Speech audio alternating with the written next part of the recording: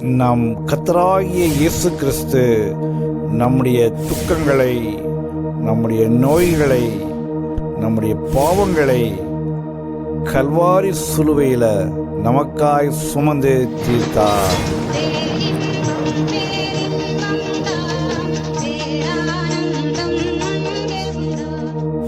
இந்த பேரின்ப நேரத்திற்கு உங்கள் யாவரையும் அன்பாய் அழைக்கிறோம்.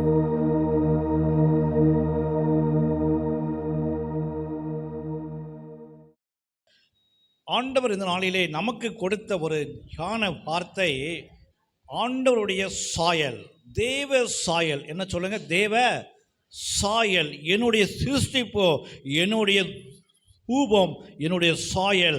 ஆண்டவர் என்ன பண்ணாதான், ஆதியாகமத்தில் ஆண்டவர் தன்னுடைய சாயலின் படியாய் நம்மை சிருஷ்டித்தார். எல்லாம் எடுத்துக்கொள்ளுங்க. ஆதியாகமம் 1வது அதிகாரத்தில் 26வது வசனம். ஆதியாகமம் 1:26. சத்தமாய் வாசிங்க, மைக்கில் வாசிங்க. பின்பு தேவன் தமது சாயலாகவும் தமது ரூபத்தின்படியையும் மனுஷனை உண்டாக்குவோமாக, அவர்கள் சமுத்திரத்தின் மச்சங்களை. போதுமா? ஆண்டவர் மனுஷனை எப்படி உண்டாக்குனாரா? தன்னுடைய சாயலாக. என்னையும் உங்களையும் நம் மனித குலமாக இருப்பதனால நம்முடைய சாயல் யாருடைய சாயலாக இருக்கிறது? ஆண்டவருடைய சாயலாக இருக்கிற, உட்கார்ந்துருக்கிற, ஆண்டவருடைய வார்த்தைகளை கேட்கிற நீங்கள் யாராய் இருந்தாலும் நம்முடைய சாயல் வேதாகமத்தின்படியாய், வேதாகமத்தில் எப்படி போட்டிருக்காரு? தேவன் ஆதியில் என்ன பண்ணாராம்? அவருடைய சாயலின் படியாய் அவர் என்ன பண்ணார்? மனிதனை உண்டாக்கினார். அப்போ என்ன அர்த்தம்? நம்முடைய சாயல், நம்முடைய ரூபம் யாருடைய சாயலிருந்து வந்தது? ஆண்டவருடைய சாயல். அதை மறந்து போகக்கூடாது. அருமையான நம்ம அனுதினமும் கண்ணாடியில் பார்க்குறோமே, அனுதினமும் நம்முடைய முகத்தை நம்ம பார்த்து நாமே அழகுபடுத்தி கொள்கிறோமே. நம்முடைய சாயல் யாருடைய சாயல்? அது ஆண்டவருடைய சாயல். வாய் திறந்து சொல்லுங்க, என்னுடைய சாயல். யாருடைய சாயல்? ஆண்டவருடைய சாயல். ஏதேன் தோட்டத்தில் அவர் தன்னுடைய சாயலின்படியாய் ஆதாமை உண்டாக்கும் பொழுது மற்ற 5 நாட்களிலும் அவர் தன்னுடைய வார்த்தையினால் என்ன பண்ணாரா? உலகத்தை, எல்லா காரியங்களையும் படைத்தார். முடிந்தால் எழுதி எடுத்து வைத்துக் கொள்ளுங்க, அது ஒரு ஆசீர்வாதமாய் அமையும். 5 நாட்கள், சிருஷ்டிப்பினுடைய 5 நாட்களும் தன்னுடைய வார்த்தையினாலே அவர் என்ன பண்ணாரா? அநேக காரியங்களை உண்டாக்கினார். காற்று, மாடு, ஆடு, வானம், பூமி, வெளிச்சம், மலைகள் சொல்லி அதுவே எல்லாவற்றையும் தன்னுடைய வார்த்தையின் வல்லமையினாலே உண்டாக்கினார். 6வது நாள் வந்து சகலத்தின் அல்லதென்று பார்த்தார். 6வது நாள் வந்தது. அந்த 6வது நாளிலே அவர் வார்த்தையை விட்டுட்டு என்ன பண்ணாரா? தன்னுடைய சாயலின் படியாய். எல்லாரும் சொல்லுங்க, தேவனுடைய சொந்த சாயலின் படியாய் அவர் என்ன பண்ணார்? மனிதனை உண்டாக்கினார். யாரை உண்டாக்கினாரு? மனிதனை. மண்ணினாலே, கரங்களினாலே அவர் ஒரு ஒரு காரியத்தை சிந்தித்து கொண்டு தன்னுடைய சாயலையும் பார்த்து, நான் அதை இப்படியாக நான் என்னுடைய சொந்த காரியமாக சொல்கிறேன். பிதா, குமாரன், பரிசுத்த ஆவியானவர். பிதா யாரை பார்த்துருப்பாரு? குமாரனை பார்த்துருப்பாரு. இயேசுவை பார்த்து, இப்படி இருந்தால் இவன் நல்லா இருப்பான், இப்படி இருந்தால் மனுஷன் நல்லா இருப்பான், இப்படி இருந்தால் நல்லா இருப்பான்னு சொல்லி தன்னுடைய சாயலை, குமாரின் சாயலை பார்த்து அவர் யாரை உண்டாக்கினார்? ஆதாமை உண்டாக்கினார். அவ்வளவு எளிதான காரியம் கிடையாது. யோசித்து பாருங்கள். மண்ணுன்னா, இந்த மண்ணில் ஒன்றும் செய்ய முடியாது. விட்டா என்ன செஞ்சிடும்? அது அப்படி உடஞ்சிடும். களிமண் போல மண்ணில் எடுத்திருப்பார். அதை எடுத்து ஒரு மனிதனாக உண்டாக்கியிருப்பார். அருமையான மனித ஒரு உருவமாக உண்டாக்கி, ஏன்னா கொஞ்சம் தப்பு நடந்து போச்சுன்னா என்ன தெரியுமா? அவர் ஜீவ சுவாசத்தை ஊதும் பொழுது அங்கே என்ன ஆயிரும்? மிகப்பெரிய காரியங்கள் வந்துடும் சொல்லி மிக கவனமாக மிக நேர்த்தியாக மிக அழகாக அவர் மனிதனை தன்னுடைய சாயலாய் உண்டாக்கினார். எல்லாரும் இப்போ சொல்லுங்க, நான் இப்போ வேணா எங்கள் அம்மா அப்பா சாயலாக இருக்கலாம், ஆனால் என்ன இருந்தாலும் நான் ஆண்டவருடைய சாயல். ஹல்லேலூயா. நம்மளாம் யார் சாயல்? தேவ சாயலாய் உண்டாக்கினார். 5 நாட்களும் வார்த்தையினால் உண்டாக்கினார். 6வது நாளில் மனிதனை ஆதாமை தன்னுடைய சாயலாக உண்டாக்கி பார்க்கிறார். மிகவும் அழகாக இருந்திருப்பா. தேவன் நல்லது என்று பார்த்தார். எல்லாரும் சொல்லுங்க, மனிதனை உண்டாக்கின ஆண்டவர் ஆரம்பத்தில் சந்தோஷப்பட்டார். ஹல்லேலூயா.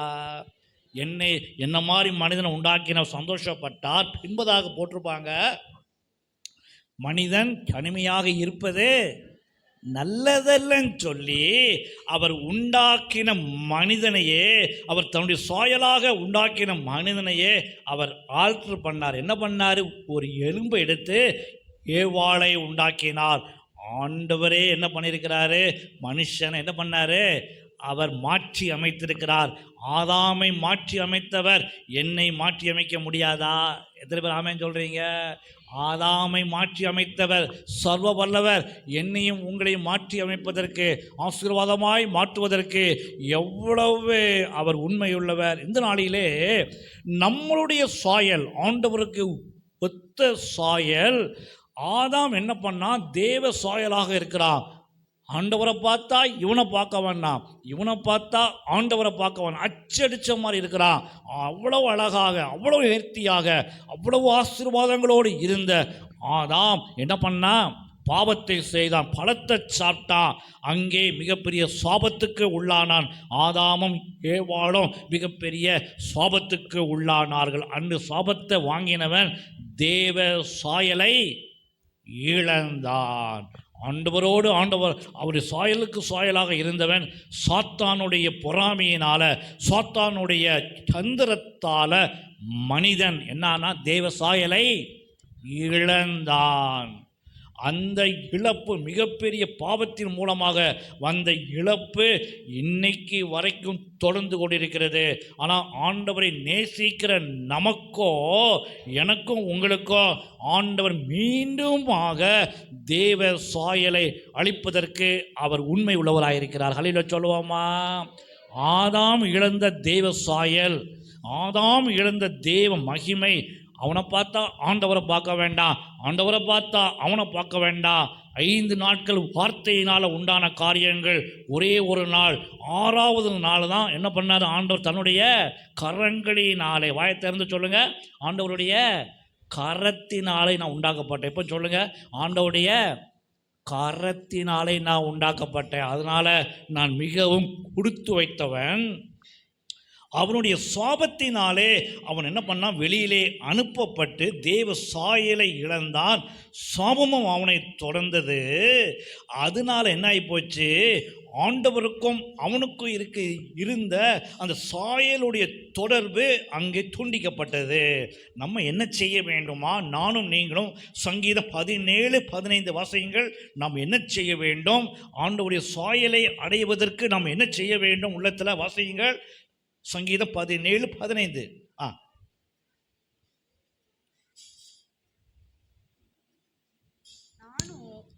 நீதியில் உம்முடைய முகத்தை தரிசிப்பேன். நான் விழிக்கும் பொழுது உமது சாயலால் திருப்தியாவேன். அல்லேலூயா.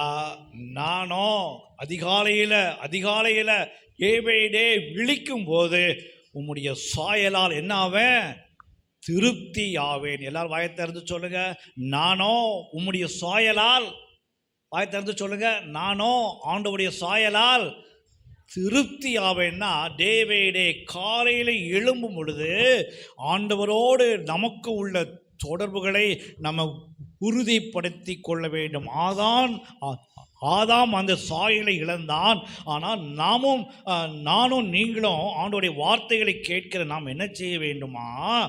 ஆண்டவரோடு உள்ள தொடர்பை, ஆண்டவருடைய சாயலை, என்னுடைய சாயல் ஆண்டவருடைய சாயலை போல மாற வேண்டும் என்கிற அந்த சாயலினுடைய தன்மைகளை ஒவ்வொரு நாளும் நம்ம ஞாபகப்படுத்த வேண்டும். அனுதினமும் நாம் ஞாபகப்படுத்த வேண்டும். டெய்லி காலையில் எழுந்த உடனே நம்ம என்ன செய்கிறோம்? காலையில் எழுந்து ரெடியாகி ஆஃபீஸ் போகிறதுக்கோ மற்ற காரியங்களுக்கோ போகிறதுக்கு முன்னால் நம்முடைய சாயலை நம்ம என்ன செய்கிறோம்? என்னம்மா பண்ணுறோம்? நேராக போய் எங்கே போய் நிற்கிறோம்? கண்ணாடியில் போய் நிற்கிறோம். நின்று நம்மளுடைய சாயலை நாம் அழகுபடுத்துகிறோம். இல்லைன்னா அந்த சாயல் இன்னும் அதிகமாய் அழகுபடும்படியாய் அவைகளை மாற்றி அமைக்கிறோம். அதான உண்மை. நம்முடைய முகத்துக்கு கொடுக்கிற முக்கியத்துவத்தை நம்முடைய ஆத்தும சாயலுக்கு நாம் ஏன் கொடுக்கக்கூடாது? ஹல்லேலூயா, ஹல்லேலூயா சொல்லுவோமா?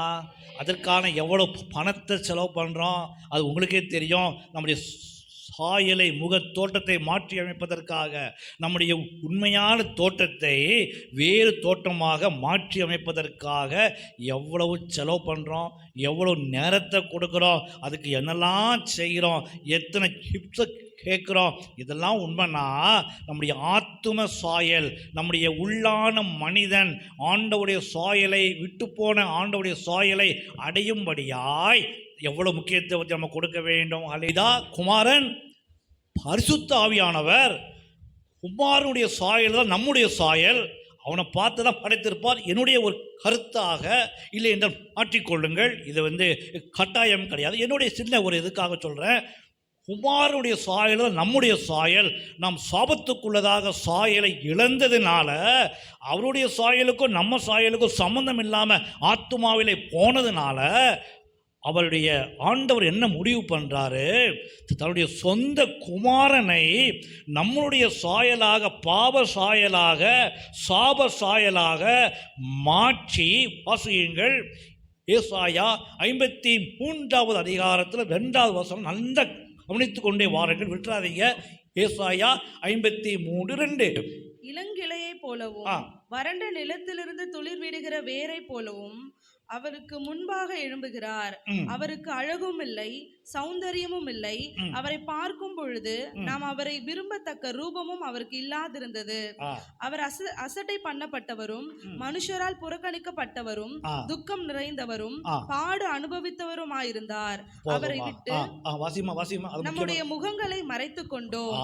அவர் தேவ சாயலாக இருந்த குமாரன், தேவகுமாரன் இயேசு கிறிஸ்து நாம் இட்ட சாபமாய் நாம் வாங்கி கொண்ட அவருடைய சாயலை இழந்த நமக்காக என்ன பண்ணாரா? தன்னுடைய சாயலை அவர் இழந்தாரையா. ஹல்லேலூயா.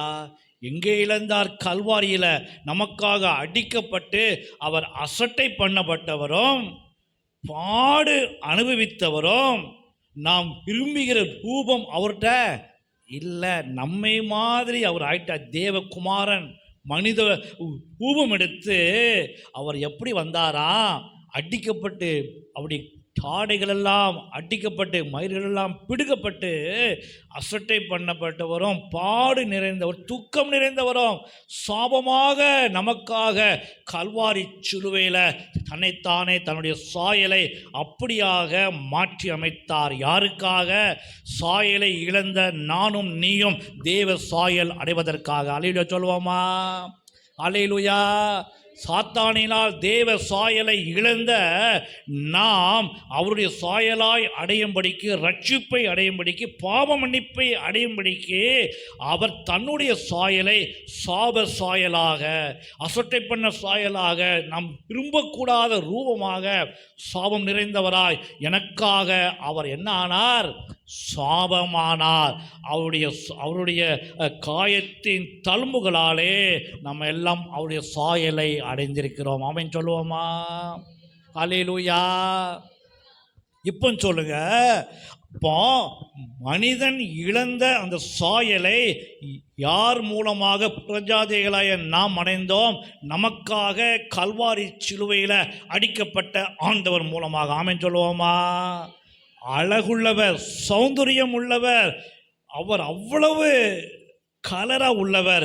எனக்காக உங்களுக்காக அடிக்கப்பட்டு அவர் அந்த கோலம் அடைந்தாரையா.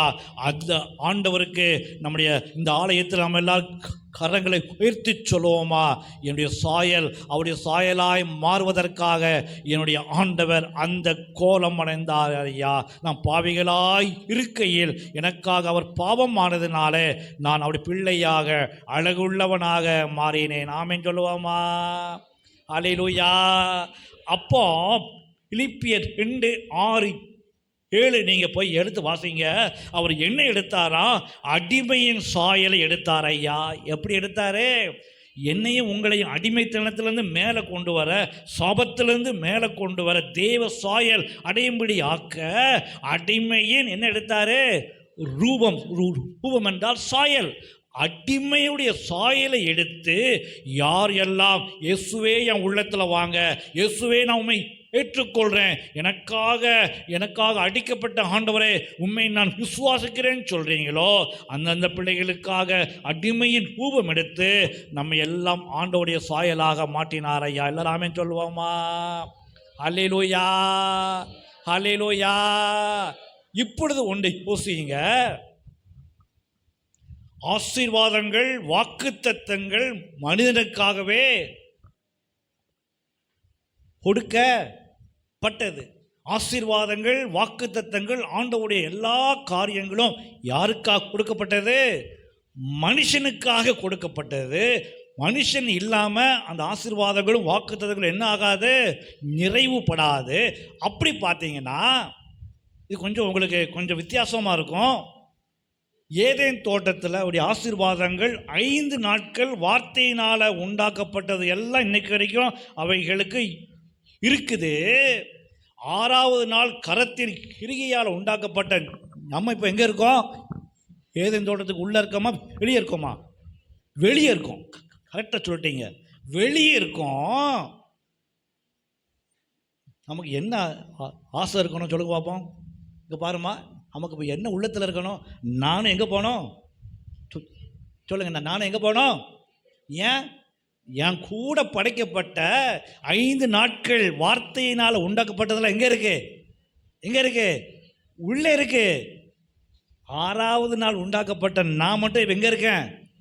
என்ன காரணம்? சாபத்துக்கு உள்ளாயிட்டேன். என் மூலமாக பூமியை சபிக்கப்பட்டிருக்கு. ஆண்டவருடைய வார்த்தைகளை விசுவாசிக்கிற பிரஜாதிகள் மத்தியிலிருந்து ஆண்டவரை ஏற்றுக்கொண்ட மற்றவங்க எப்படியோ அவங்க போட்டோம், நமக்கு என்ன இருக்க வேண்டும்? நானும் எங்கே போனோம்? நானும் எங்கே போனோம்? ஏதேன் தோட்டத்துக்கு போக வேணும். எத்தனை பேர் விரும்புகிறீங்க? எத்தனை பேர் ஆசைப்படுறீங்க ஏதேன் தோட்டத்திற்கு?